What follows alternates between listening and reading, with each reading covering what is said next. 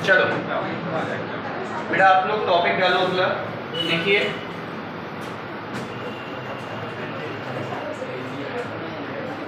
Types of organic reactions.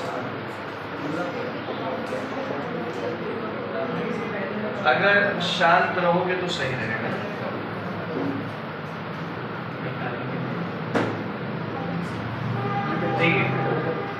सभी लोग ध्यान। Types of organic reactions. देखो ये टॉपिक अगला चैप्टर हाइड्रोकार्बन, समझ गए? ये सब रिलेटेड है, काफी इंपॉर्टेंट टॉपिक है। टाइप्स ऑफ ऑर्गेनिक रिएक्शंस में कई प्रकार की ऑर्गेनिक रिएक्शंस होंगी। सब लोग देखिए बेटा। पहली है सब्स्टिट्यूशन रिएक्शन, ठीक है? ऑर्गेनिक रिएक्शंस में पहली है सब्स्टिट्यूशन रिएक्शन, ठीक है? अब देखो तमाम ऑर्गेनिक रिएक्शंस है, लेकिन हम लोग एक एक करके डिटेल में ही इनको पढ़ेंगे। कौन कौन सी एक बार इन जनरल सुन लो, है ना? सब्स्टिट्यूशन रिएक्शन है, एडिशन रिएक्शन है, एलिमिनेशन रिएक्शन है। बात समझ में आ रही है? इसी प्रकार से बहुत सारी रीअरेंजमेंट, कंडेंसेशन, बहुत सारी रिएक्शन, ठीक है? अब पहले हम लोग सब्स्टिट्यूशन रिएक्शन के बारे में पढ़ेंगे। नाम से ही समझ में आ रहा है, सब्स्टिट्यूशन रिएक्शन का मतलब होता है कि जब एक सब्स्टिट्यूट, मतलब एक चीज दूसरी चीज को सब्स्टिट्यूट करे। एग्जाम्पल के तौर पे जैसे मैंने कहा आपसे कि CH4 में अगर आपने Cl2 डाला, लिखिएगा नहीं, CH4 में क्या डाला तो एक H और एक Cl क्या बना देगा, HCl, और उस H की जगह लग कौन जाएगा, Cl, CH3Cl बन जाएगा। बात समझ में आ रही है? HCl HCl और उस H की जगह Cl लग गया। ये रिएक्शन HU की प्रेजेंस में होती है, सब्स्टिट्यूशन रिएक्शन। या फिर मान लीजिए लिखा हो CH3CH2Cl plus KOH, aqueous KOH, क्या हो गई, KCl प्लस CH3CH2OH। तो यहाँ पे क्या हुआ, OH ने किसको सब्स्टिट्यूट किया, Cl को सब्स्टिट्यूट किया। इसी प्रकार से जब एक कोई सबस्ट्रेट दूसरी चीज को क्या करे, सब्स्टिट्यूट करे, तो उसे क्या कहा जाएगा, सब्स्टिट्यूशन रिएक्शन। बात समझ में आ रही है? कहना चाह रहा है, ठीक है? ये एग्जांपल हो गए सब्स्टिट्यूशन रिएक्शंस के। अब सब्स्टिट्यूशन रिएक्शन जो है वो कई टाइप्स की होती है, हम लोग उसके अंदर जा रहे हैं। सब्स्टिट्यूशन रिएक्शन समझ में आ गया? डेफिनेशन नहीं लिखनी है, इससे कोई मतलब भी नहीं है, ठीक है? इसके जो टाइप्स हैं हमें उससे मतलब है, ठीक है? 3 टाइप्स हैं। सबसे पहले होगी फ्री रेडिकल सब्स्टिट्यूशन रिएक्शन, फिर आएगी, एक एक करके डिटेल में पढ़ेंगे, ठीक है? फिर आएगी न्यूक्लियोफिलिक सब्स्टिट्यूशन रिएक्शन, और फिर आएगी इलेक्ट्रोफिलिक सब्स्टिट्यूशन रिएक्शन। इन 3 सब्स्टिट्यूशन रिएक्शंस के बारे में थोड़ा डिटेल से पढ़ेंगे हम लोग। कौन कौन सी? Free radical substitution, nucleophilic substitution, electrophilic substitution. अब इनके बारे में हम आपको पहले ही बता चुके हैं कि फ्री रेडिकल क्या होता है, न्यूक्लियोफाइल क्या होता है और इलेक्ट्रोफाइल क्या होता है। फिर से अभी हम बता देंगे एक बार, परेशान होने वाली बात नहीं है। फिलहाल इतना लिख लो, तो इनके बारे में डिटेल से पढ़ें हम, ठीक है?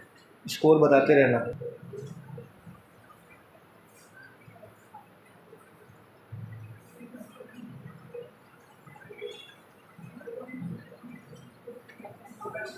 हाँ बेटा लिखो, सभी लोग टॉपिक डालो, free radical substitution reaction. Free radical substitution reaction,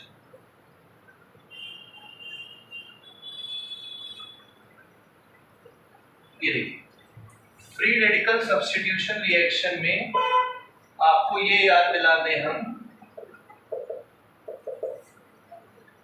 कि फ्री रेडिकल क्या था। देखो अगर आपको याद आ रहा हो बेटा, जब नजरें बोर्ड पर रखो, Cl2। अब अगर इस Cl2 मॉलिक्यूल को या तो लाइट की प्रेजेंस में, किसकी प्रेजेंस में, लाइट की प्रेजेंस में, या हाई टेम्परेचर पे, या फिर जो भी मैंने आपको तमाम चीजें बताई होंगी, या पेरोक्साइड की प्रेजेंस में, या करंट दे के, जैसे भी। तो अगर कोई Cl मान लीजिए Cl2 है तो लाइट की प्रेजेंस में या हाई टेम्परेचर पे या पेरोक्साइड पे या जो भी कंडीशन है में अगर तोड़ा जाए, ब्रेक किया जाए, तो एक Cl अलग हो जाएगा, एक Cl क्या हो जाएगा, और ये जो Cl2 है ये एक बॉन्ड से जुड़ा हुआ होगा ना रिहान, Cl2 किससे जुड़ा हुआ, तो बॉन्ड का एक इलेक्ट्रॉन ये Cl ले जाएगा, बॉन्ड का एक इलेक्ट्रॉन ये Cl ले जाएगा, और इस Cl डॉट को क्या कहा जाएगा, फ्री रेडिकल, है ना। और फ्री रेडिकल जो बनते हैं वो कौन से फिजन से बनते हैं, होमोलिटिक। अगर याद हो कि Cl2 जो है वो Cl ऐसे था, और जब रिहान भैया वो मोबाइल बंद कर दो, तुम लोग का ध्यान बार बार वहां चला जा रहा है, बंद है ना, ठीक है, पानी इधर देखना। तो जब ये बॉन्ड टूटेगा तो एक Cl के पास अपना इलेक्ट्रॉन गया, इस Cl के पास अपना इलेक्ट्रॉन गया, तो होमोलिटिक बॉन्ड फिजन से बनते हैं फ्री रेडिकल्स। समझ गए प्रियांशु? ठीक है। अब फ्री रेडिकल सब्स्टिट्यूशन रिएक्शन में आप ध्यान देंगे तो पहला एग्जांपल ही यही है, CH4 plus Cl2 in presence of HNu क्या फॉर्म करेगा, CH3Cl plus HCl। सही है, इसको क्या हो गया। अब इसका जो है मैकेनिज्म, ये तो सिंपल रिएक्शन हो गई, अब ये बनती कैसे। एक फ्री रेडिकल सब्स्टिट्यूशन रिएक्शन में 3 स्टेप्स मैकेनिज्म में। देखो इसका जो मैकेनिज्म होगा,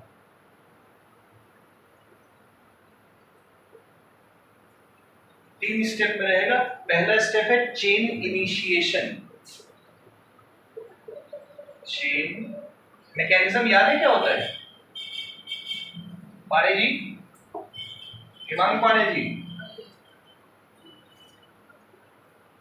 मैकेनिज्म क्या होता है याद है, नहीं याद है, क्यों नहीं याद है, पढ़ते नहीं हो तो कहां से याद होगा। हाँ पारे जी, नहीं याद है। प्रियांशु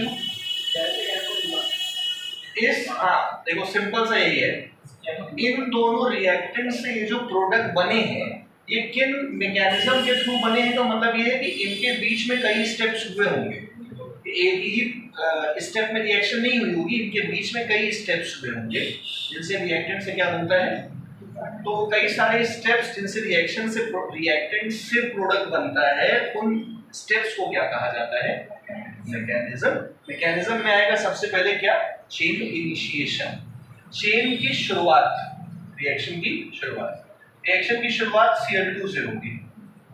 Cl2 को लाइट की प्रेजेंस में, लाइट मतलब क्या, H की प्रेजेंस में जो है होमोलिटिक बॉन्ड फिजन किया जाएगा, होमोलिसिस किया जाएगा इसका। तो एक Cl अलग हो गया और एक Cl, ये बन गया क्लोरीन फ्री रेडिकल,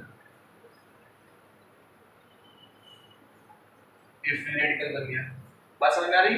दूसरे स्टेप में, दूसरा स्टेप होगा चेन प्रोरोगेशन। मार्कर में कुछ गड़बड़ हो गई,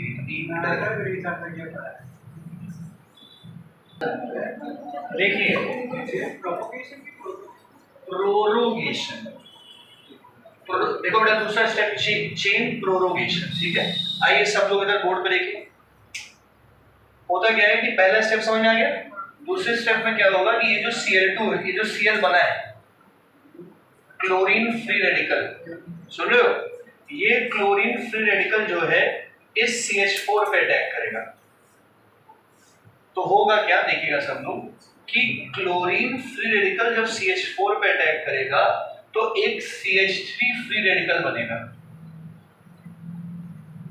CH3 फ्री रेडिकल बनेगा, और एक H और एक Cl क्या बना देगा, HCl बन गया। ये बन गया methyl free radical, methyl free radical, सही है।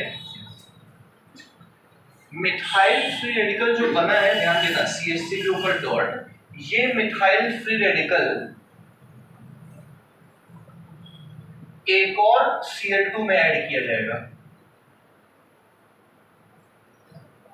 और ये मिथाइल फ्री रेडिकल जब एक और Cl2 में ऐड किया गया तो CH3 और Cl क्या बना देगा, CH3Cl बना देगा और एक Cl डॉट अलग हो जाएगा।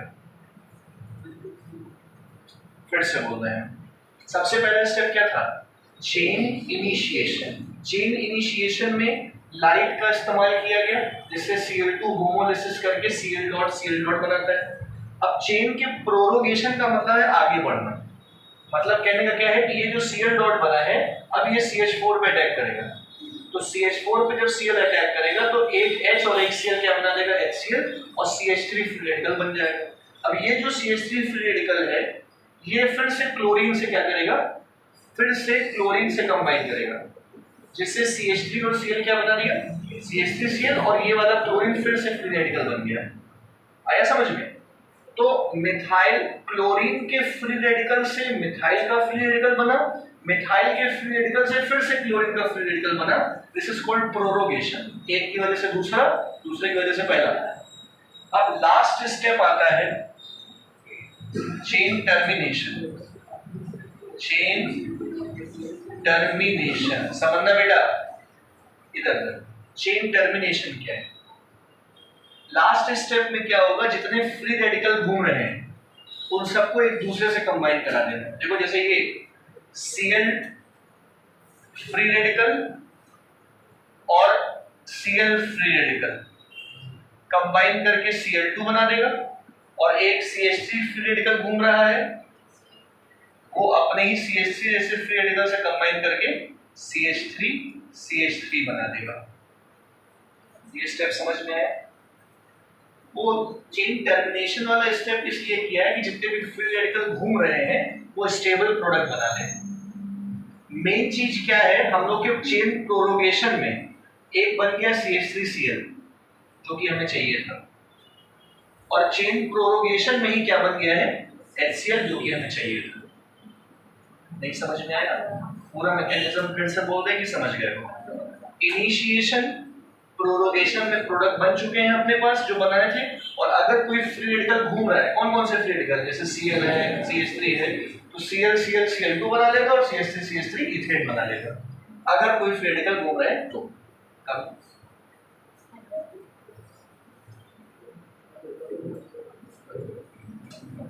नहीं समझ में आया?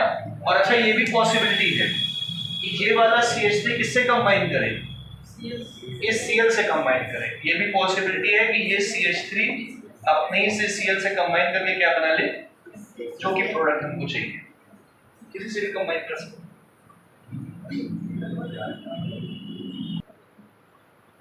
कोई स्टेप पूछना हो अभी पूछ लो, समझ गया? शांत रहो बेटा वाजपेयी जी, आप भी थोड़ा। अगला लिखिए। अच्छा एक चीज और बताएं, इथेन भी तो बना है यहाँ पे, देखो मतलब इस रिएक्शन में इथेन भी एक बाई प्रोडक्ट हो सकता है लेकिन ये बहुत कम मात्रा में पाया जाता है, इसलिए लिखते सिर्फ क्या है, CH3Cl और HCl। ठीक है, हटा दें। तो भैया फ्री रेडिकल सब्स्टिट्यूशन समझ में आया? तीन स्टेप दिमाग में रखोगे, chain initiation, chain prorogation, chain termination. सुनिएगा बेटा, है ना? आगे देखिए, अगला लिखो दूसरा, nucleophilic substitution reaction. Nucleophilic substitution reaction, ठीक है?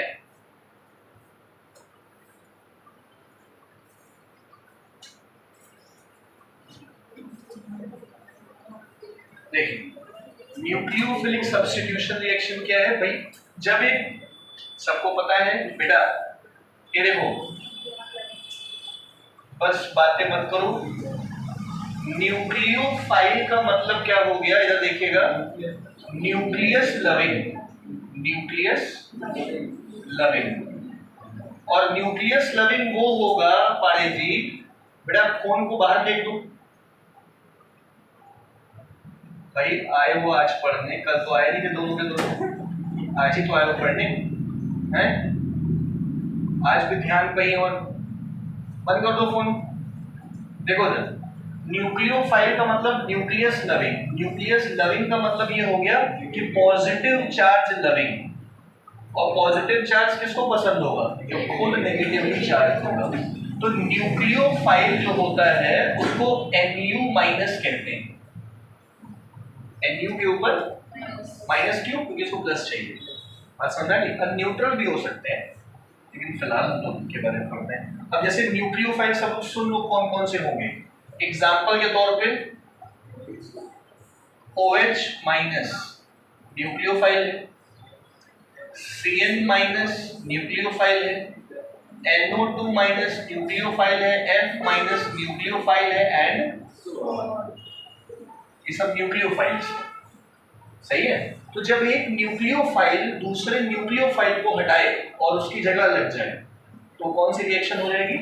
Nucleophilic substitution reaction. एग्जांपल के तौर पे देखो, सिंपल सी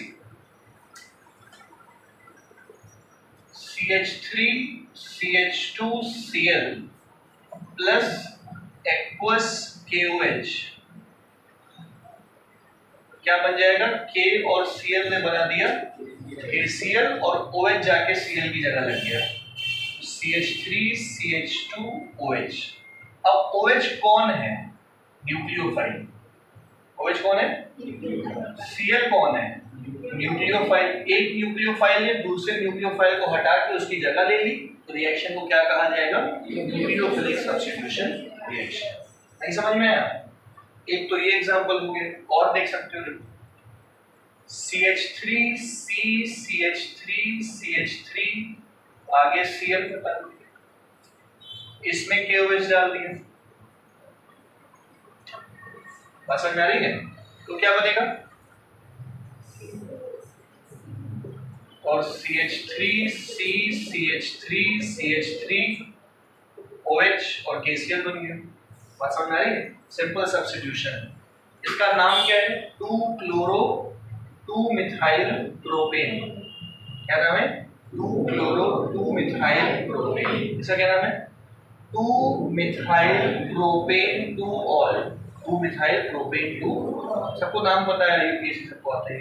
तो ये सब्स्टिट्यूशन रिएक्शंस हो गए और न्यूक्लियोफिलिक सब्स्टिट्यूशन हो गई। समझे? ध्यान समझे? अब इसके टाइप्स पे आ जाओ। इधर ध्यान दो भाई, उधर पटाखा फटेगा तो तुम्हें उधर देखने लगते हो, चींटी भी घूमेगी उधर देखने लगोगे। इधर ध्यान दो। क्लियर हो गया?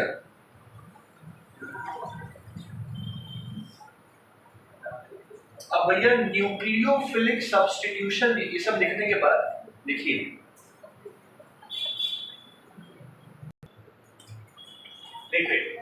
न्यूक्लियोफिलिक सब्स्टिट्यूशन रिएक्शन ये लिखने के बाद लिखिए types of nucleophilic substitution reaction.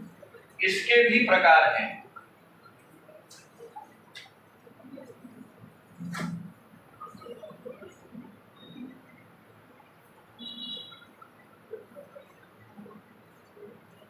Types of nucleophilic substitution reaction.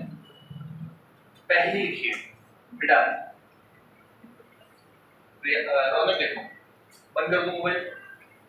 नहीं है ना? ठीक है। पहला टाइप लिखिए SN1 रिएक्शन।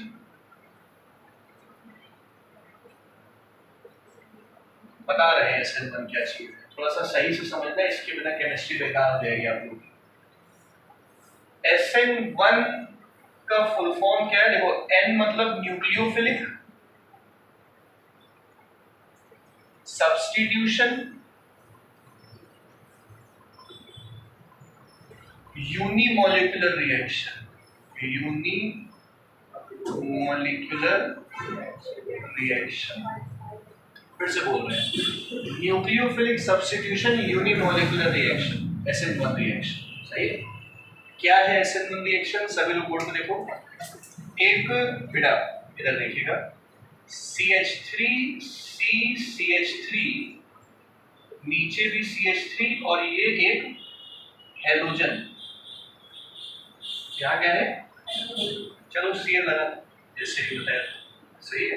इसमें आप लोगों ने एक न्यूक्लियोफाइल अटैक किया भाई KOH, मतलब यहाँ इसका OH माइनस आपके काम का है, क्या बनेगा, KCl बनेगा और OH जाके सब्स्टिट्यूट हो जाएगा। अब इसके पीछे का प्रिंसिपल क्या है, मैकेनिज्म क्या है, कैसे होगी रिएक्शन, ठीक है। देखिए मैकेनिज्म, ये जो आपको दिख रहा है CH3 C CH3 CH3 Cl, इसका नाम क्या है, 2-chloro-2-methyl प्रोपेन, नाम जरूर लिखिएगा बेटा। आपको IUPAC आता है, बेसिक 10 तक तो आता ही होगा बेसिक। 2-chloro-2-methyl प्रोपेन, सही है। अब बताइए यहाँ पे ये जो कार्बन है, सब लोग सोचिएगा जब बोर्ड पे देखिए, यहाँ पे ये जो कार्बन है प्लस, सही है, ये कौन सा डिग्री कार्बन है, ये 3 डिग्री कार्बोकेटाइन है। कौन सा कार्बोकेटाइन है, 3 डिग्री कार्बोकेटाइन। और आपको मैंने बताया था 3 degree carbocation is more stable then 2 degree, is more stable then hyper conjugation से बताया होगा, याद है। 3 डिग्री कार्बोकेटाइन बहुत स्टेबल होता है। तो होता क्या है कि ये जो कंपाउंड है ये स्टेबल। अब पहला स्टेप क्या होता है मैकेनिज्म का, इस मॉलिक्यूल के इस बॉन्ड को तोड़ने का स्टेप। पहला स्टेप क्या होगा, इस बॉन्ड को क्या करना है, तोड़ना है। बात समझ आ रही है। और ये एक रिवर्सिबल प्रोसेस होगा और बहुत स्लो प्रोसेस होगा। जब ये टूटेगा बॉन्ड तो CH3 C CH3 CH3 के ऊपर क्या चार्ज जाएगा, प्लस, और Cl के ऊपर क्या आ जाएगा। अब ये 3 डिग्री कार्बोकेटाइन बन गया, जो कि बहुत स्टेबल कार्बोकेटाइन। बात समझ में आ रही है, स्टेबल कार्बोकेटाइन। ये क्यों टूटा, क्योंकि OH माइनस ने इस पे अटैक किया। बस ऐसे नहीं टूट जाएगा। OH माइनस यानी कि KOH को जब KOH में जब इसको डाला गया तो ये बॉन्ड टूट के स्टेबल कार्बोकेटाइन बना दिया। 3 degree carbocation also known as tertiary carbocation, समझ गए होंगे।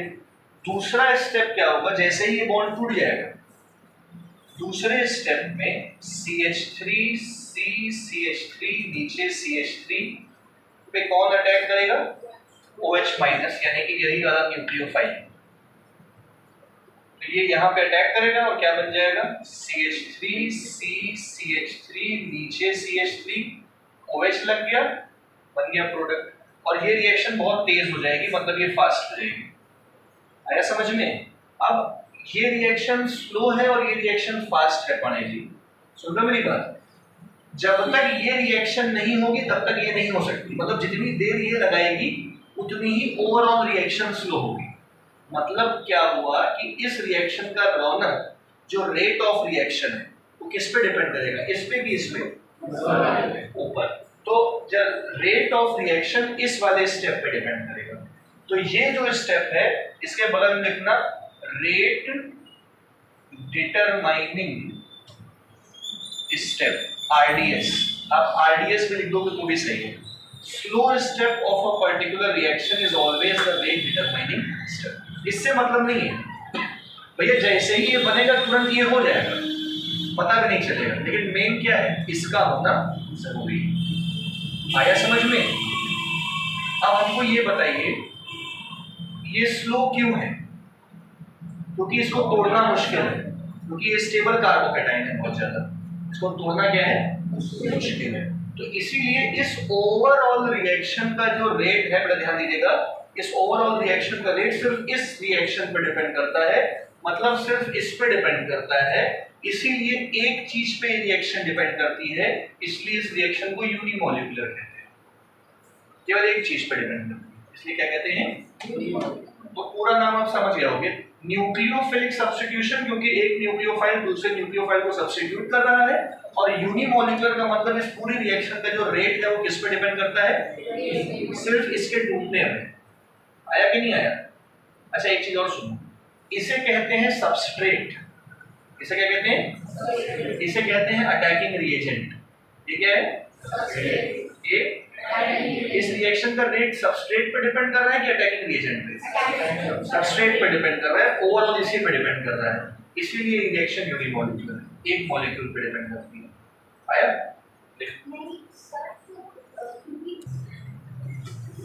तो इस रिएक्शन में देखो बेटा, इसके नीचे लिखना कि इस रिएक्शन का जो रेट है, प्रवेश सुनो, इस रिएक्शन का जो रेट है is directly proportional to substrate की पावर 1। ये रिएक्शन किस पे डिपेंड करेगी? सबस्ट्रेट पे डिपेंड करेगी। बात समझ में आ गई?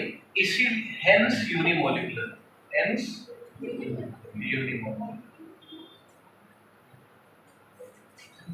आ गया समझ में?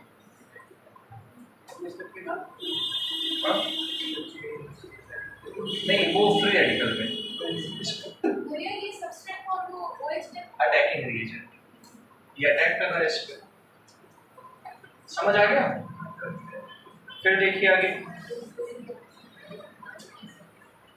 अब अगर मान लो, ये हटा दे पूरा, SN1 मैकेनिज्म कितने स्टेप में होती है?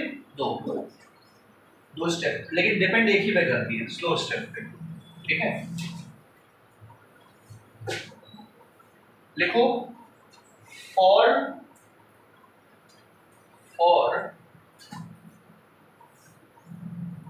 Chiral carbon centre, for chiral carbon centre. अरे ये काइरल कार्बन, इसीलिए तो मैंने बोला था कि आज डिवाइस करके आना ही चैप्टर। देखिए काइरल कार्बन है, अगर नजरे बोर्ड पर रखो, एक बार मैं याद दिला देता हूँ काइरल कार्बन क्या है। आओ चटा देखो, अगर आपको याद हो कि C, Cl, Br, H और I, अगर इस कार्बन के चारों तरफ अलग अलग चीजें मौजूद हैं,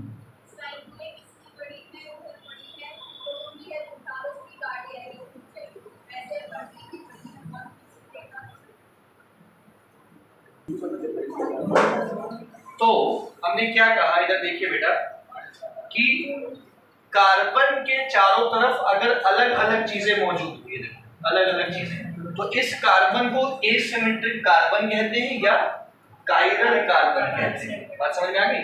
तो अगर मान लो, अच्छा, काइरल कार्बन जिसमें होता है वो मॉलिक्यूल ऑप्टिकली एक्टिव होता है, जैसा याद है? अगर इसमें काइरल कार्बन है ना, तो ये जो कंपाउंड है, ये कौन सा कंपाउंड है? ऑप्टिकली एक्टिव मॉलिक्यूल है। ऑप्टिकली एक्टिव मॉलिक्यूल का मतलब ये है कि अगर इससे लाइट पास करोगे, अगर इसके सॉल्यूशन से क्या पास करोगे? एक प्लेन लाइट पास करोगे, प्लेन पोलराइज लाइट पास करोगे, तो या तो वो लाइट क्लॉकवाइज रोटेट करेगी या क्या रोटेट करेगी? याद आ रहा है ऐसा कुछ? बीम एक्सप्लो और लेवो। ठीक है, तो फिलहाल हम इनकी बात कर रहे हैं, सुनिएगा। क्या कहा मैंने कि अगर यहाँ पे हम लोगों ने कौन सा कंपाउंड ले लिया? काइरल कार्बन ले लिया। समझिए, C इधर ले लो कोई कुछ और, इधर ले लो कुछ और, इधर ले लो कुछ और इसके ऊपर क्या चार्ज है? प्लस। बात समझ में आ रही है कि कौन सा प्रोडक्ट है ये जो पहले स्टेप में जो प्रोडक्ट बना था कार्बोकेटाइन? और आसान कर देते हैं आपके लिए। मान लो ऐसा कुछ लिखा है, C R1 R2 R3 और यहाँ पे लगा हुआ है क्या? Cl, और इसमें हम लोगों ने क्या डाला? KOH। तो ये K और ये Cl क्या बना देगा? KCl बना देगा, और OH जो है यहाँ जाके लग जाना चाहिए। तो R1 C R2 R3 और यहाँ पे क्या लग जाना चाहिए? हो गया सब्स्टिट्यूशन। लेकिन सिर्फ एक प्रोडक्ट नहीं बनेगा, एक और प्रोडक्ट बनेगा, R1 C R2 R3 और इधर साइड भी एक OH लगेगा। मतलब कहने का ये है कि अगर ये कायरल कार्बन है और न्यूक्लियोफिलिक सब्स्टिट्यूशन हो रहा है तो कायरल कार्बन में न्यूक्लियोफिलिक सब्स्टिट्यूशन में दो प्रोडक्ट बनेंगे और वो प्रोडक्ट कौन कौन से क्या क्या होंगे ये हमको समझाना है आपको, यही हम समझा रहे हैं।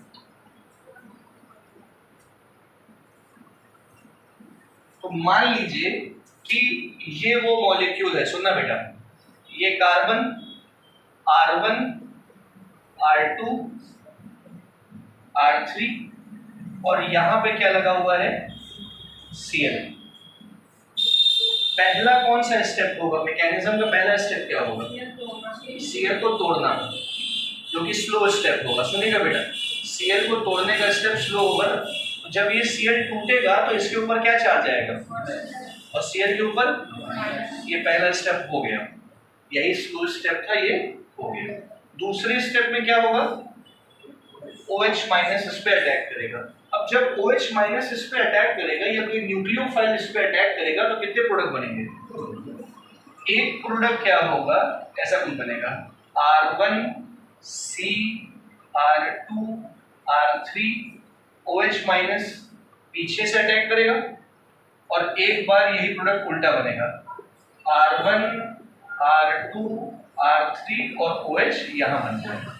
कितने प्रोडक्ट बनेंगे, इसी के दो प्रोडक्ट बनते हैं। बात समझ में,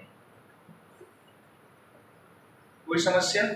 अगर जिस तरफ OH लगा था, मतलब जिस तरफ Cl लगा था, Cl यहां लगा था, इस तरफ जिस तरफ Cl लगा था, अगर OH उसी की तरफ जाके जुड़ गया तो इस वाले प्रोडक्ट को कहते हैं रिटेंशन प्रोडक्ट। और जिस तरफ Cl लगा था उसके अपोजिट तरफ जाके OH ने अटैक किया तो ये वाला प्रोडक्ट क्या है, इन्वर्जन प्रोडक्ट।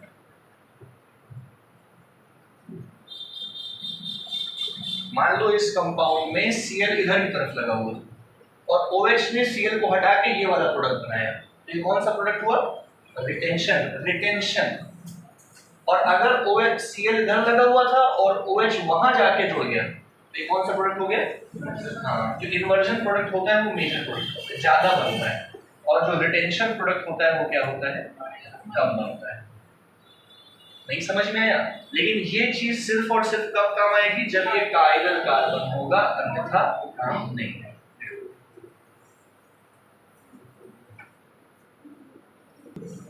चलो तुम लोग को इसका एक एग्जांपल देते हैं, इसी रिएक्शन का।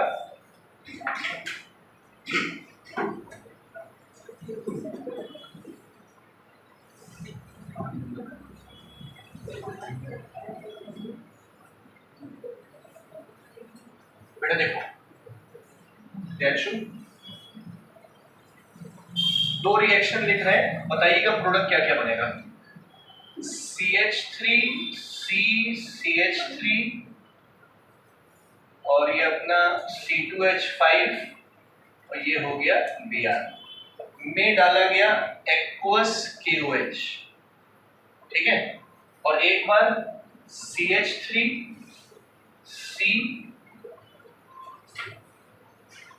CH3 CH2 CH3 C2H5 Cl plus aqueous KOH, ये दो रिएक्शन लिख दी गई वाले, समझिएगा।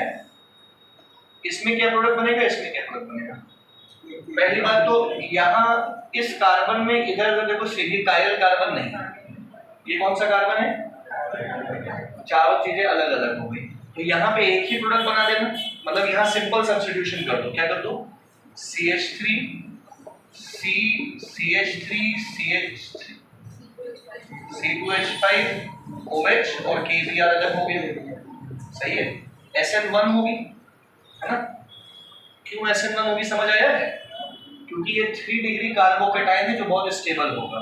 यहाँ पे कितने प्रोडक्ट बनेंगे, दो, क्योंकि ये कायरल कार्बन हो गया।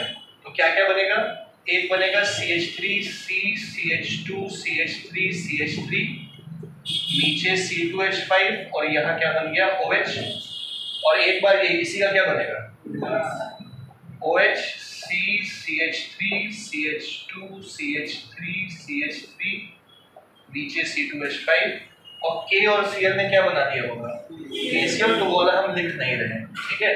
ये वाला जो प्रोडक्ट है ये कौन सा प्रोडक्ट होगा, रिटेंशन, और ये कौन सा हो गया, इन्वर्जन। अब इसको आप रिटेंशन इन्वर्जन को ऐसे भी समझ सकते हो। आरएस कंफर्मेशन याद है, R S clockwise anti clockwise याद है। देखो अब हमको ये बताओ एटॉमिक वेट के बढ़ते क्रम में, बताइए याद है कि नहीं याद है, एक बार रिवीजन की जरूरत है ना, इसको आज जाके पढ़ना तो हम उसको बताएंगे, फिलहाल लिख लो ये चीज।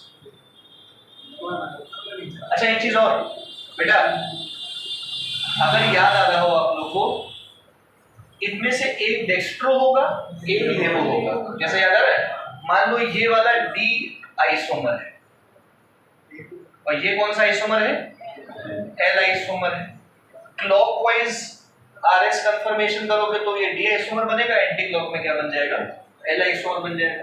अब अगर इससे वाइट, सुनिए बेटा, इससे अगर लाइट पास करोगे तो लाइट कैसे रोटेट करेगी, क्लॉकवाइज। इससे लाइट पास करोगे तो कैसे रोटेट करेगी, लेकिन अगर इनको और इनका, इसका 50% और इसका 50% मिला दें तो रेसिमिक मिक्सचर बन जाएगा। कौन सा मिक्सचर, रेसिमिक मिक्सचर या डीएल मिक्सचर, और डीएल मिक्सचर बन जाएगा, मतलब इन दोनों को इनैंशियोमर्स कहा जाएगा। इन दोनों को आपस में क्या कहते हैं, इनैंशियोमर्स कहते हैं। और इनके कॉम्बिनेशन से जो मिक्सचर बनेगा, अगर उससे लाइट पास की तो वो लाइट रोटेट नहीं करेगी, मतलब ये ऑप्टिकली एक्टिव है, ये ऑप्टिकली एक्टिव है, लाइट को रोटेट कराएगा, लेकिन इनका जो कॉम्बिनेशन है वो ऑप्टिकली लाइट को रोटेट नहीं कराएगा। याद आ गया सब कुछ, सब लिख लो, ठीक है। तो देखिए पहला पॉइंट, अब पॉइंट वाइज चीजों को लिखो, आप लोग को ओवरऑल समझ में आ गया होगा। अब पॉइंट वाइज कुछ इंपॉर्टेंट बातें लिख लो। पहला पॉइंट, SN1 मैकेनिज्म में आपको ये बात समझ में आई कि rate is directly proportional to क्या हो गया, सबस्ट्रेट पे डिपेंड कर रहा है केवल, इसलिए यूनिमोलिकुलर थी, ठीक है। Occurs in more than one step या टू स्टेप्स, ठीक है। वैसे मोर देन वन स्टेप ज्यादा ठीक है, क्योंकि दो से ज्यादा भी कभी कभी हो जाता है, ठीक है। फिर देखो एक सबस्ट्रेट पे मोर देन वन स्टेप। तीसरा पॉइंट लिखो, more stable the carbocation, more stable the carbocation, more will be the SN1.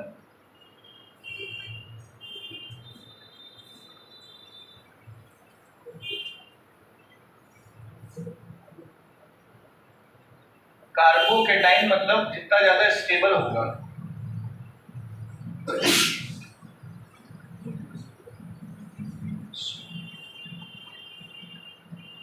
more stable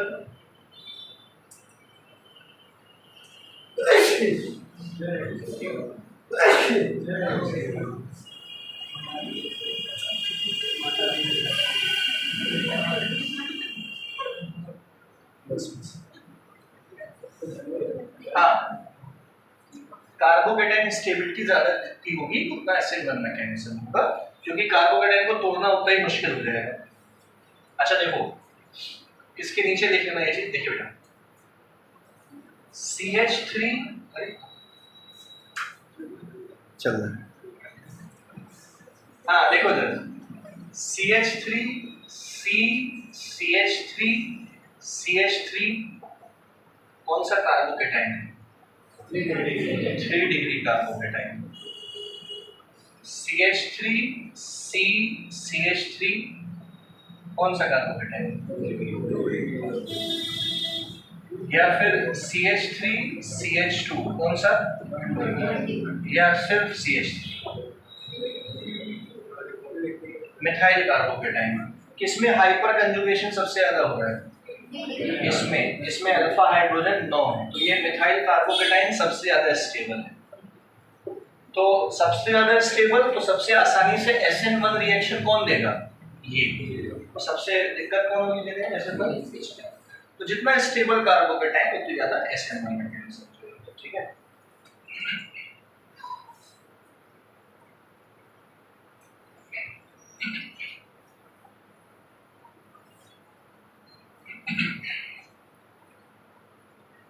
चौथा पॉइंट लिखो।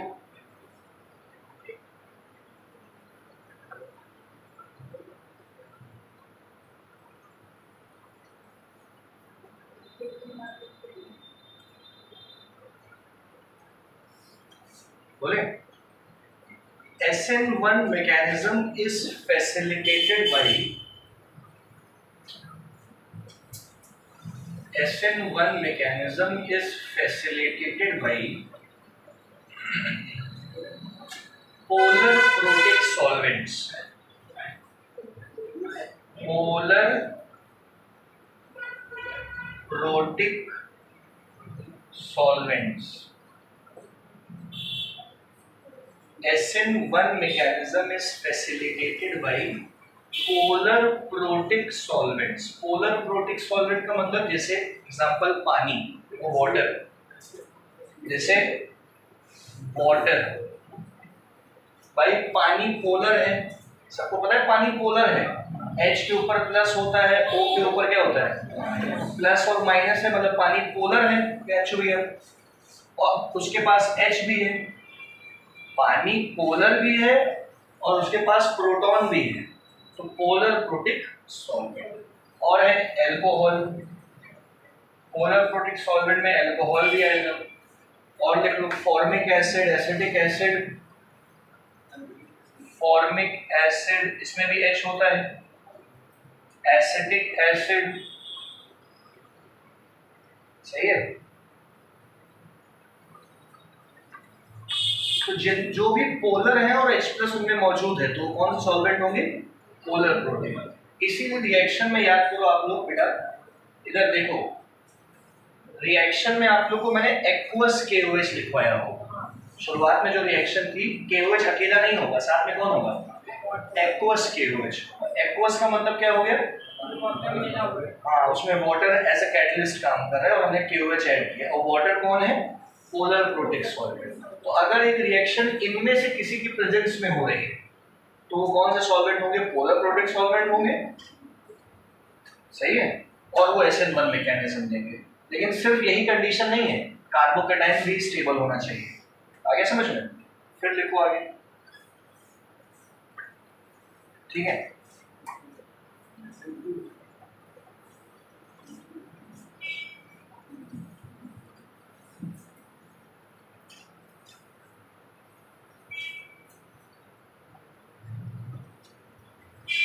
ठीक है, तक आप देखते हैं, बाकी वो डिटेल में घुसेंगे ये भी हम लोग।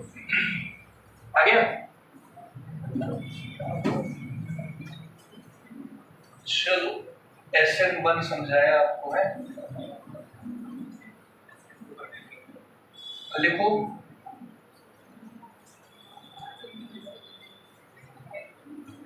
बोले SN2 रिएक्शन, SN1 हो गया, SN2।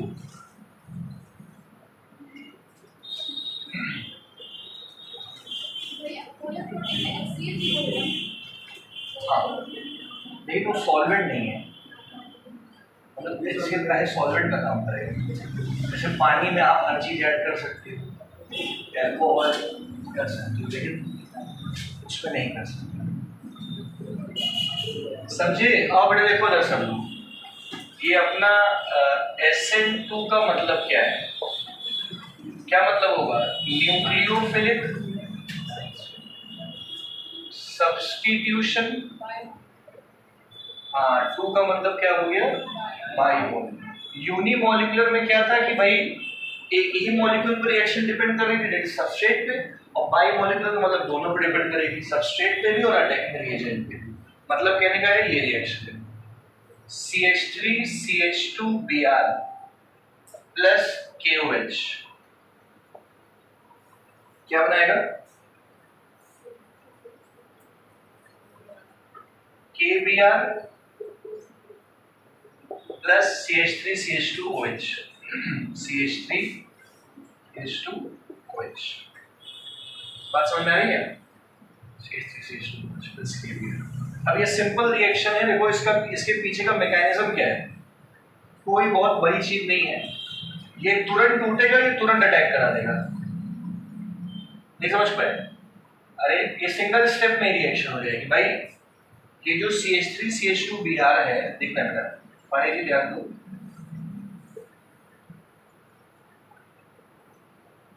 CH3CH2Br, ये जो कार्बोकेटाइन है 1 डिग्री कार्बोकेटाइन होगा इसका, 1 डिग्री कार्बोकेटाइन कम स्टेबल कार्बोकेटाइन, मतलब ये आसानी से टूट जाएगा। और ये बॉन्ड जैसे ही टूटेगा इसके ऊपर तुरंत क्या चार्ज आएगा? OH तुरंत आके इस पे अटैक करके क्या बना देगा? CH3CH2OH। तो इसका मतलब ये हो गया कि ये सिंगल स्टेप में हो जाएगी रिएक्शन। वो 2 स्टेप में हो रही थी, किसमें होगी? एक ही स्टेप में हो जाएगी। और इस रिएक्शन का जो रेट होगा वो सबस्ट्रेट पे भी डिपेंड करेगा और अटैकिंग रीजन पे भी डिपेंड करेगा, दोनों पे। हेंस बाइमोलेक्युलर।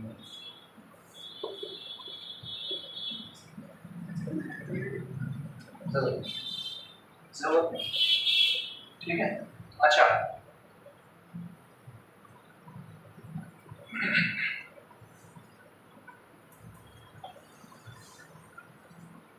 समझ गए?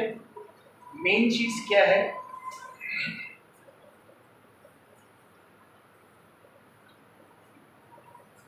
कि जैसे मान लो बेटा, देखिएगा, CHHR या CH3 और यहाँ पे लगा है Br। सभी लोग देखना, हमने इसको ऐसे लिखा CH2Br और एक साथ में क्या लगा है? आई कुछ भी लगाओ, यहाँ CH3 कुछ भी लगाओ। अगर इसमें हम लोगों ने वही न्यूक्लियोफाइल अटैक किया OH माइनस, ठीक है, और अगर तो यहाँ पे जो OH है ये पीछे से आके अटैक करता है, यहाँ CH3H और यहाँ पे क्या लग जाएगा? OH और Br माइनस अलग हो जाएगा। तो इस बार सिर्फ और सिर्फ इन्वर्जन प्रोडक्ट बनेगा, रिटेंशन प्रोडक्ट नहीं बनेगा, सिर्फ इन्वर्जन प्रोडक्ट बनेगा। SN2 में इन्वर्जन प्रोडक्ट ही बनेगा। आगे समझ में? सिर्फ मतलब हमेशा